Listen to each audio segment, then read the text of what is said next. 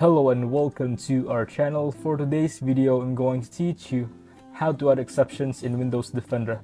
Before we start, please don't forget to like and subscribe and click the notification bell for you to be updated to our latest tutorial videos. Without further ado, let's now begin.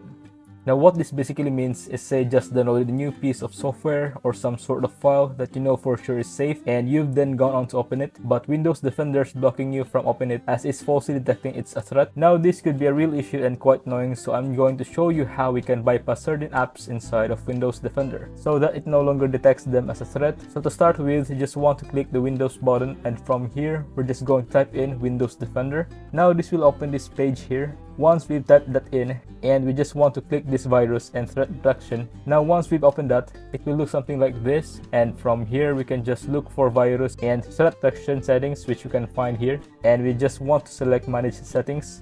Now from here we just want to scroll down to the very bottom until we see exclusions. Now as you can see, what it says here is Microsoft Defender Antivirus won't scan items that you've excluded. So what that basically means is we can click here to add or remove exclusions. It'll ask you for sure you want to allow this app to make changes. We just click yes, and then what we can do from here is click add an exclusion. Now what this allows us to do is select a file folder, file type, or a process and add it into an exclusion. So as you can see, I've had to do this before. I've animated wallpaper setup, and for some reason Windows Defender was thinking it was a virus and it was blocking it.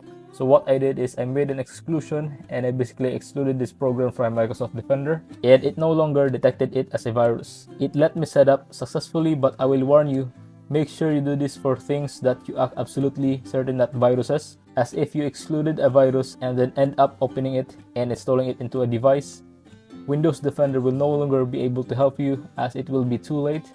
So make sure if you are doing exclusion, make sure it is definitely safe. If you find this video helpful, leave a thumbs up, share to your friends, and hit the subscribe button. Thanks for watching, and I'll see you soon in the next video.